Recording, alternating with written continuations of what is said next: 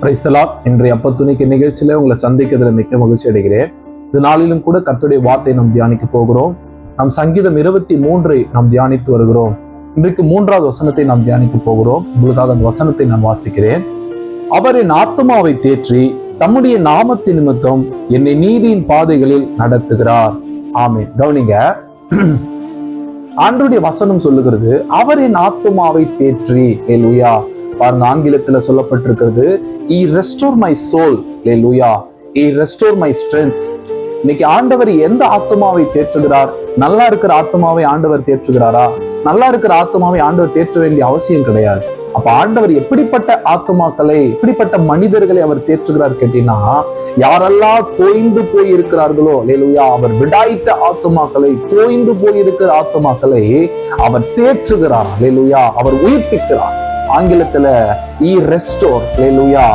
ஆங்கிலத்துல சொல்லப்பட்டிருக்கிறது. அப்ப ஆண்டவர் நம்முடைய ஆத்துமாவை இந்த நாள்ல உயிர்ப்பிக்க போகிறார். ஒருவேளை நீங்க போய்கொண்டிருக்கிற அந்த துக்கமான சூழ்நிலை, ஒரு போராட்டமான பாதையில நீங்க போய்கொண்டிருக்கலாம். ஆண்டவர் இந்த காலை நேரத்தை உங்களை பார்த்து சொல்லுகிறாரு, நான் உன் ஆத்துமாவை உயிர்ப்பிப்பேன். ஹல்லேலூயா. தோய்ந்து போயிருக்கிற உன் ஆத்துமாவை நான் மறுபடியும் உயிர்ப்பிப்பேன் ஆண்டவர் சொல்றாரு.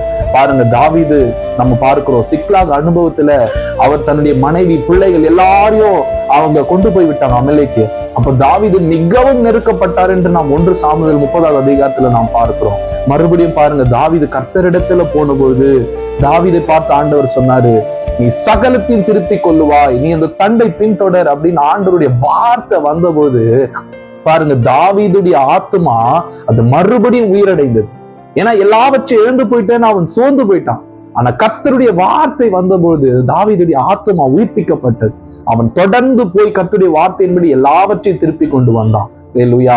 அது மாத்திரம் இருந்து இந்த சங்கீதத்துடைய 2வது பகுதி பாருங்க, தம்முடைய நாமத்தின் நிமித்தம் என்னை நீதியின் பாதையில் நடத்துகிறார்.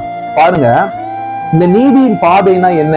வசனம் நீதிமொழிகள் 12:28 சொல்லுகிறது, நீதியின் பாதையில் ஜீவன் உண்டா, அந்த பாதையில் மரணம் இல்லை. ஹல்லேலூயா. ஆண்டவர் இன்னைக்கு சொல்றாரு, நான் உங்களை ஜீவ பாதையில நடத்துவேன். ஹல்லேலூயா. நான் உங்களை நடத்துகிற பாதையில ஜீவன் உண்டு, அதுல மரணம் கிடையாது. பயப்படாம போங்க. ஒருவேளை நீங்க சோர்வான சூழ்நிலையில, ஒரு வியாதியான சூழ்நிலை நீங்க போய் கொண்டிருக்கலாம், ஒரு போராட்டமான பாதையில போய் கொண்டிருக்கலாம். இந்த பாதையில போகிறேன்னு எனக்கு ஏதாவது நேரிடுமோ நீங்க பயப்படலாம். ஆனா ஆண்டவர் சொல்றாரு, நான் உன்னை மரண பாதையில அல்ல, ஜீவ பாதையில நான் உன்னை நடத்தி கொண்டு போவேன். யார் நிமித்தம் கிட்ட ஆண்டு சொல்லார்? என் நாமத்தின் நிமித்தம். எனக்கு ஒரு பேர் உண்டு, அந்த நாமத்தின் நிமித்தம் நான் உன்னை நடத்துவேன் ஆண்டு சொன்னார். கர்த்தர் தாமே உங்களை ஆசீர்வதிப்பாராக. ஆமென்.